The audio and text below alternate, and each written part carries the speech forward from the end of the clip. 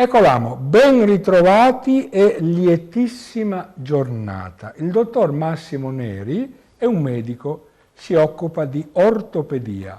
Oggi qui con me e accanto a noi come letterato fine, squisito ed originale, ve lo assicuro, e non solo. Una delle passioni più profonde, anche emozionanti e suggestive, è la fotografia. Vedrete fra un attimo i capolavori. Esiste un progetto a favore dei borghi d'Italia e di conseguenza, ovviamente, naturalmente, non poteva che essere così, un volume per valorizzare le nostre belle realtà locali del territorio, andando per borghi. Eccolo qua, vedete che abbiamo una regia meravigliosa. Grazie a Massimo per aver accettato il mio invito. Bene, arrivato. Allora, attento, in un minuto Massimo, mentre la regia ci ripropone, grazie al frontespizio, insomma, come è strutturato questo libro, come ti è venuta l'idea, siamo dato dai, ne robe così. Sì, intanto grazie per l'invito. Sì. Sostanzialmente, diciamo, io da sempre ho passione per la geografia, per la storia, per i piccoli agglomerati urbani e quindi mi è sembrato bello dedicare un libro di poesie scritte col cuore ai nostri borghi e chiaramente dovendone scegliere alcuni fra i tanti mi sono attenuto a quella che è l'Associazione dei Borghi Più Belli d'Italia, di cui ben 6 borghi si trovano nell'ambito del territorio pordenonese, e quindi Cordovado, Poffabro, Polcenico, Sestarregona, Toppo e Valvasone. Grazie di questa introduzione. Allora l'autore leggerà, ovviamente, reciterà, ci farà la cortesia di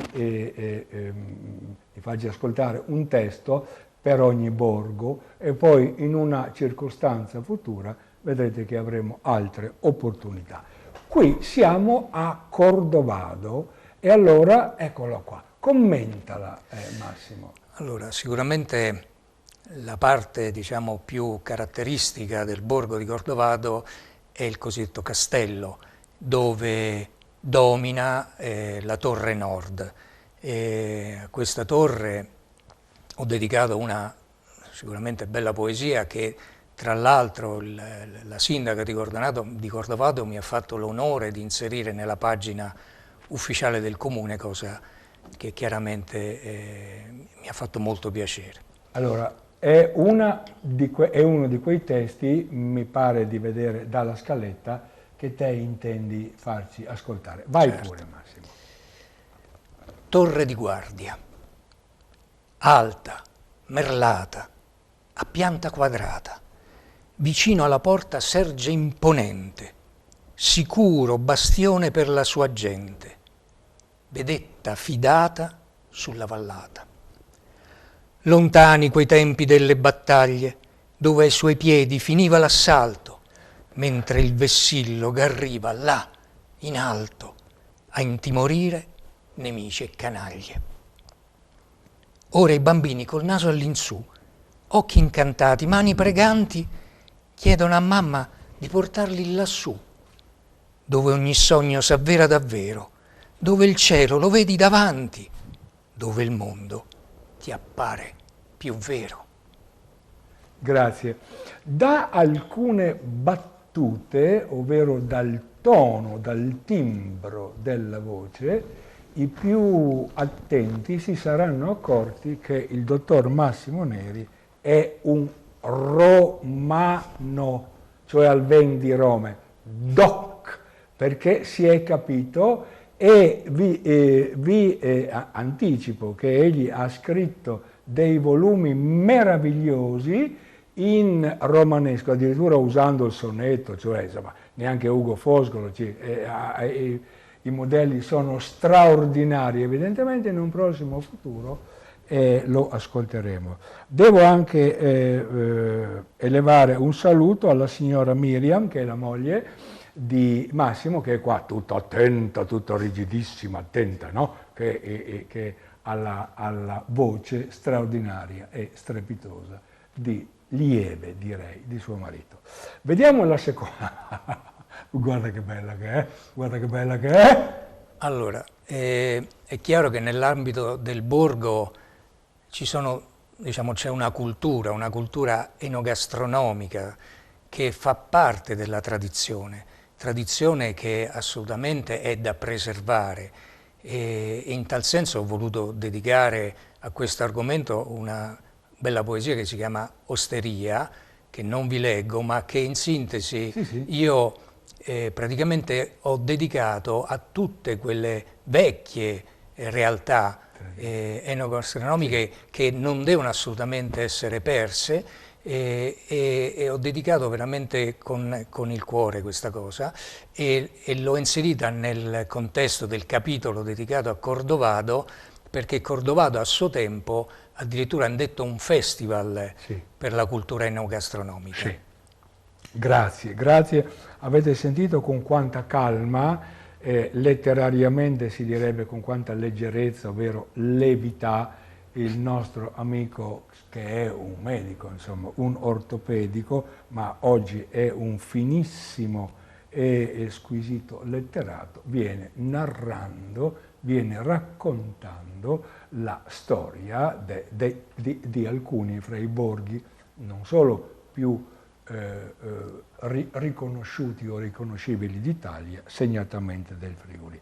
La terza fotografia, che riguarda Cordovado, porta un titolo illuminante, direi, e cioè Luci del Borgo. Come mai? Beh, certamente chiunque frequenta dei borghi, dei piccoli paesi, sa perfettamente che l'atmosfera cambia completamente di notte, ed è veramente un dolce sentire quello che sono i messaggi che il borgo ti invia durante la notte. Questa foto l'ho fatta insieme a mio figlio, anzi, per dire la verità, l'ha fatta mio figlio Stefano con il drone attraverso la cosiddetta finestra della porta sud del castello di Cordovado, e chiaramente non penso che ci sia bisogno di commentare oltre, perché è un aspetto molto romantico quello che esprime il borgo nel pieno della notte. Dolcissimo, dolcissimo, dolcissimo. Ci sono molti sinonimi, da emozionante a suggestivo, intenso e profondo, siamo d'accordo, però insomma romantico credo che sia un termine particolarmente evocante, particolarmente mirato. Adesso facciamo un salto, letterariamente, pur essendo un termine impreciso, improprio, e olin uninin plui in alt. Andiamo a Poffabro, che è un piccolo borgo qui all'inizio, no, della pedemontana pordenonese. Guardate e ammirate. Allora, questa prima fotografia è dedicata a una panchina. Quello che io cerco quando vado per borghi non sono le cose eclatanti, Certo. Sono i piccoli particolari, le cose che molti definiscono insignificanti. Come si fa a dedicare e a scrivere una poesia su una panchina? E beh, si fa, e una panchina, se avesse la voce, potrebbe dirne veramente tante. Questa è una panchina sulla una delle due vie principali praticamente di Poffabro, alla quale insomma ho dedicato questa poesia che più avanti avremo occasione di sentire. Sì, ci sono tanti, moltissimi significati reconditi o nascosti. Immaginate voi quante furono, insomma, i verbi, le persone in Friul Soredut, seduti lì a contà, no? Come dice il nonno e il nipote, spetta chi ti conti, all'ombra, come succede, spetta chi ti conti. Quanta, il nonno in una biblioteca vivente, no? Quanta saggezza. Andiamo avanti ancora e dalla panchina andiamo a vedere un mu. Eccolo qua. Adesso ho capito il perché. Vai. Praticamente i muri a secco fanno parte veramente della tradizione storica dei nostri paesi. E se uno li vede, sinceramente chiede: ma quanta fatica è costato fare questi muri? Adesso che sostanzialmente tutti ci affatichiamo per nulla. Eppure questi muri tengono su interi paesi. Sì. Questo è uno spezzato di un muro di una piccola stradina secondaria di Poffabro, dove fra una pietra e l'altra è nato questo bel fiore. E questa cosa mi ha dato l'ispirazione per scrivere una rima che è molto breve ma anche molto intensa, Sì. che sentiremo più avanti, ma che sicuramente si può tranquillamente adattare a tutti i nostri bei borghi. È un fiorellino giallo, come gialle sono le ginestre, rarissime per carità, tutto può succedere al nord Italia, ma per chi avesse un minimo di dimestichezza si ricorderà la ginestra 1837 o 38, Giacomo Leopardi, che saliva lungo le spalle del monte sterminator Vesevo, il Vesuvio, con le ginestre. Bellissimo anche questo riferimento. C'è un lavatoio come terza fotografia e qui avremo anche la poesia. Vai Massimo. Sì, questo lavatoio è stato per me una grande scoperta, perché avevo in mente, diciamo, di scrivere qualcosa su questi elementi che tra l'altro avevo già visto in altri borghi, nelle Marche, nell'Abruzzo, eccetera. Però non ne avevo mai trovato uno ancora, se vogliamo, in buone condizioni nel nostro Pordenonese. E così, andando a Poffabro, un giorno chiesi a una delle poche persone, sinceramente, che ho incontrato, dico: ma scusi, ma non c'è un lavatoio? Sì, sì, se lei esce un attimo fuori del paese, il lavador, troverà nel boschetto. E allora ci siamo addentrati con la Miriam per una stretta stradina e questa è stata la visione. Un vecchio lavatoio con questo tetto di lamiera che serviva a proteggere le donne mentre lavavano i panni. è il Friuli che evoca mille nostalgie, mille emozioni, è il Friuli dell'infanzia, dell'adolescenza, di un'altra Italia in realtà. Ascoltiamo il testo. E quindi, lavatoio. Vasca di pietra coi bordi inclinati. L'acqua vi entra senza fare rumore, scorrendo assai lieve come l'amore di una coppia di anziani assonnati. E ripensare con tanta emozione a quando la linfa fluiva potente, da ricordare la sete veemente di fidanzati alla prima passione. Aspetti d'un mondo pieni di cuori, segni del tempo che modella ogni cosa, la pietra, la vasca, le pene e gli ardori. Grazie Massimo, perché è stata un'emozione, io l'ho trovata, vedi che ce l'ho qua, soprattutto le prime due strofe sono di una intensità affettiva e dense, cariche di ricordi non solo, ma anche di attualità. Non vorrei commettere un errore, ma a proposito del lavatoio, Massimo prima ha citato il nome, ha detto: io e Miriam, lui e la signora e la moglie, sono andati a vederla e insomma, si può anche capire il perché lui si sia fatto accompagnare dalla moglie in questa intensa lirica amorosa che ricorda insomma, la vita nuova di Dante, stilnovistica, bellissimo. Adesso ritorniamo e ci spostiamo perché facciamo un salto dalle parti di Polcenigo e allora, con le acque ovviamente, però nella fotografia non vedo molte acque, posso anche fallare, oppure là in fondo, vero Massimo? Beh, questa è una fotografia artistica fatta da vero? mio figlio di notte lungo il greto del torrente Gorgazzo Vedi, mo? e quasi quasi per finirci dentro.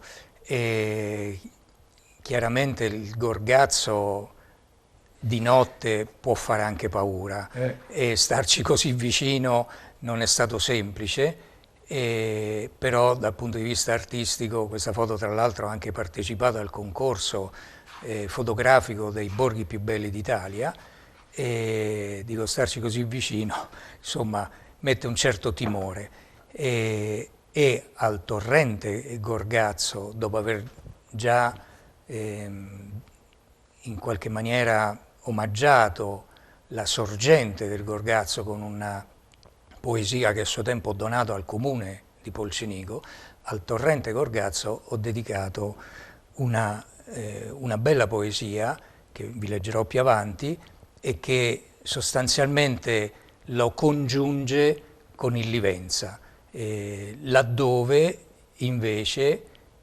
come si può vedere anche sulla prossima immagine, c'è un altro elemento che è sostanzialmente la sorgente. Eccola lì. Ecco qua, la sorgente, che io l'ho chiamata la sorgente, la fonte di vita, che si trova praticamente davanti a una piccola cappella votiva subito dopo la chiesa della Santissima.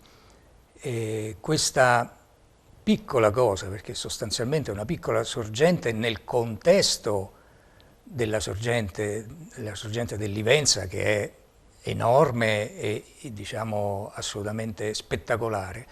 Questo piccolo rivolo d'acqua davanti alla Madonna mi ha spinto veramente tantissimo dal punto emotivo a comporre questa poesia che adesso vi leggo. Che adesso, ecco, leggiamo e poi ti pongo un paio di quesiti. Vai pure, vai pure. Acqua di Polla, davanti alla chiesa, esce possente da breve fessura, mirabile dono di madre natura, che al borgo dà senza alcuna pretesa. Anzi si dice che il grembo di donna al solo toccarla diventi una culla, dove si formi quel che era nulla, con il favore della bianca Madonna. Beati quegli anni che c'era la coda a bagnare le labbra con occhi sognanti, ma adesso si sa, è cambiata la moda. Non vedi più gente passare sul ponte e non senti la voce di tanti lattanti, eppur lei rimane della vita la fonte. Grazie infinite. Volevo porti un quesito che è semplice nella sua enunciazione, ma è profondo, almeno secondo la mia opinione, nella realtà. Siamo stati a Cordovado, poi abbiamo attraversato in qualche maniera il borgo di Fafabro, adesso siamo a Polcenigo. Come è stata accolta dal pubblico e soprattutto dalle amministrazioni, cioè in Furlan si dice i sorestanti, i governanti, no? Di questi borghi, dei testi così particolari e particolarmente, specialmente molto molto intensi e profondi? Beh, devo dire che c'è stata grande attenzione da parte, soprattutto dai sindaci e dagli assessori comunali alla cultura su questa mia iniziativa. Anche perché sì, non è che capita tutti i giorni, sinceramente, e devo dire che ho trovato grande sorpresa e al tempo stesso grande entusiasmo nel leggere queste mie parole. Quindi tutti indistintamente i sindaci dei 6 comuni mi hanno fatto i loro complimenti e addirittura hanno tutti concesso senza alcun problema il patrocinio al mio libro, e tant'è che nella controcopertina del libro sono presenti i 6 loghi dei 6 comuni, Sì, eccoli qua. che mi onoro di avere diciamo così ben evidenziati, quasi a chiudere un cerchio intorno a questo ambito, come un abbraccio fra una persona che sostanzialmente sta cercando di esprimere il suo sentimento nei confronti della gente che vive in questo contesto. Grazie, ringrazio ancora e saluto per l'ultima volta la signora Miriam, che è qui tutta attenta e partecipe soprattutto, e segnatamente il figlio Stefano, che mi sembra collabori molto con il papà e la mamma, ovviamente, per la realizzazione di tutto questo. Allora, te sei un medico ortopedico. Tecnicamente, insomma, è un braccio, una spalla, una gamba, un femore, un piede, una roba così. E come nasce in te questa sensibilità, direi originalissima, che è, almeno secondo la mia interpretazione, diversissima rispetto all'altra missione, che è quella di curare le persone che sono? Beh, sinceramente le mie prime poesie, i miei primi libretti sono stati scritti proprio nell'ambito della mia attività lavorativa. Sì. Ho scritto 6-7 libretti sul mondo dell'ospedale. Bravo. E sempre in sonetti, a quell'epoca scrivevo in romanesco, e questa cosa mi veniva spontanea perché non facevo altro che descrivere sostanzialmente il mondo dove lavoravo. Dopodiché, ovvio, io mi sono trasferito, che avevo 27 anni, qui a Pordenone, e prima di scrivere sugli ambienti che mi circondavano ci è voluto del tempo. E quindi, dopo aver ampiamente visitato, ponderato e studiato diciamo, l'ambiente circostante, mi sono lanciato in questa avventura sui nostri borghi. Grazie, abbiamo superato di poco la metà del tempo. Ci siamo soffermati sulla fonte di vita e adesso andiamo in un altro luogo in cui la vita ha un altro esito, diciamo così. Vediamo la foto, eccolo là. Sì, questo è sostanzialmente il cimitero di Mezzomonte. Sì. È un luogo che ho trovato grazie alla segnalazione dei miei suoceri, e che per me è stato fonte veramente di grande ispirazione, perché io, come avete capito, non vado cercando cose clamorose, cose eclatanti, io vado cercando l'anima, vado cercando le sensazioni profonde. Le mie poesie devono lasciare traccia nello spirito, devono assolutamente emozionare, se non commuovere.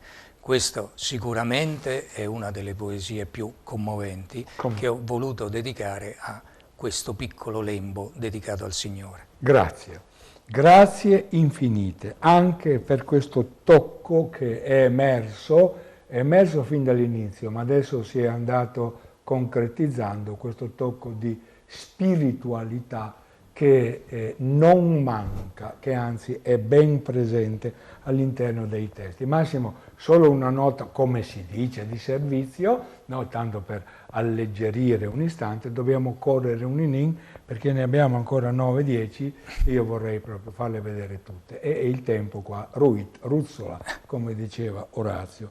Andiamo, Sesto Orregano, va che roba che hai lì, guarda, guarda. Questo è chiaramente l'ingresso dell'abbazia, conosciuto da tutti. Cosa dire, è un monumento in tutti i sensi, e quindi mi è sembrato il minimo poter omaggiare il borgo di Sest'Arregana con una poesia sull'abbazia. Sull'abbazia. Salutiamo l'abate, che io conosco, Don Giancarlo, mi pare che si chiami Don Giancarlo Stival, almeno fino a qualche anno fa. Non vorrei commettere un errore, comunque lo è stato, l'abate. E la fotografia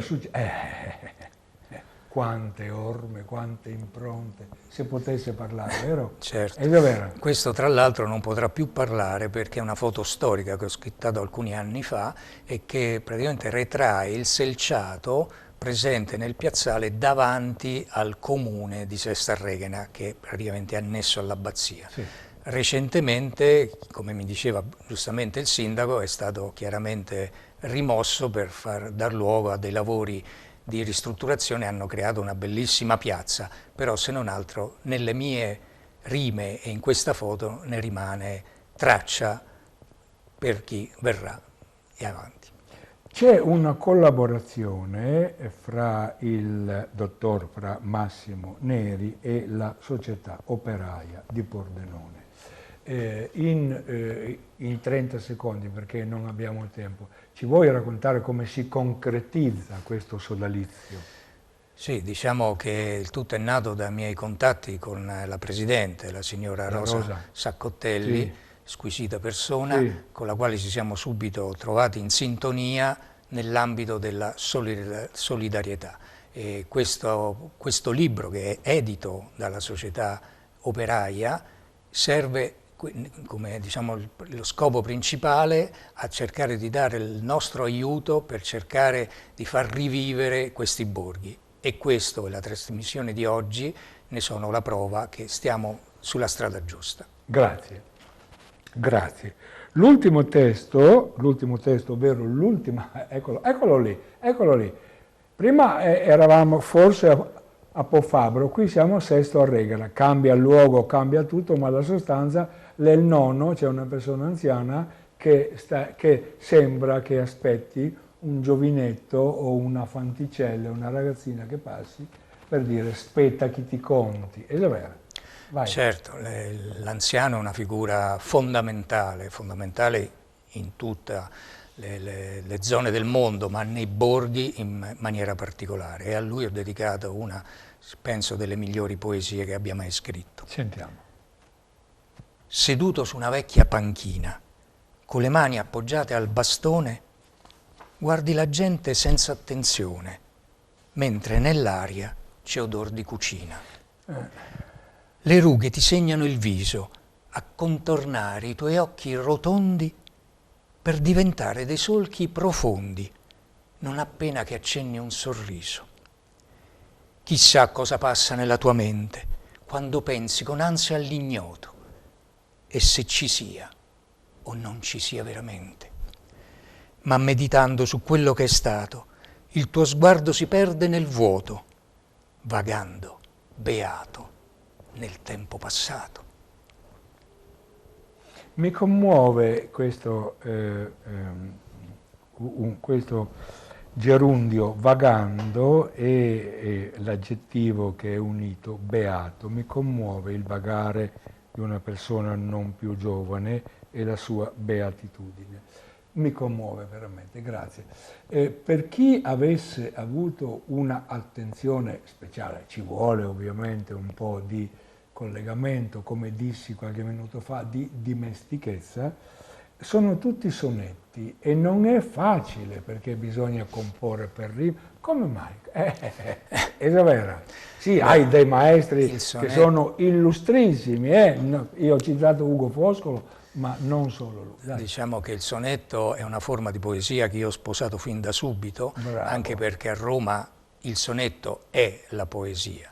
È poesia in rima, ma soprattutto, come dice la parola, è una poesia che deve suonare, che deve avere un suo canto, deve avere una musicalità. Questo è l'elemento che mi ha sempre, diciamo, spinto a insistere per scrivere in rima con la metrica del sonetto. E hai avuto a Roma dei maestri, probabilmente, adesso io non vorrei, ma insomma, ce n'è uno più recente e uno un po' più antico, vero? Sì, diciamo, io sono sicuramente un seguace di Trilussa e scrivo sostanzialmente con la metrica propria dei sonetti di Trilussa.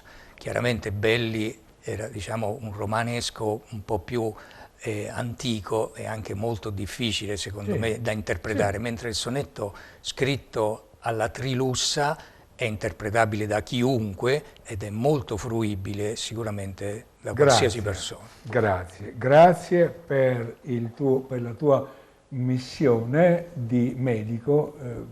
Io dico sempre che le missioni sono sono due le missioni in questo mondo. Una è quella del medico che ti salva la vita o insomma ti mette a posto, e una è quella dell'insegnante che ti cura tutto il resto, la parte interiore. Sono due le missioni. Grazie della missione di medico e contestualmente anche sovrapponibile molto bene questa inclinazione speciale, particolare, veramente autentica nei confronti della poesia. Vedi, io dico che è accelerare e dopo succede quando hai in studio una persona così in gamba. Adesso risaliamo verso l'alto e olin andiamo a Toppo, che è alle piccinin Toppo, comunque andiamo a Toppo, con eccola là, Voci per strada, guarda che bello, Toppo. Vai. Sì, Toppo chiaramente è un piccolissimo borgo, Sì.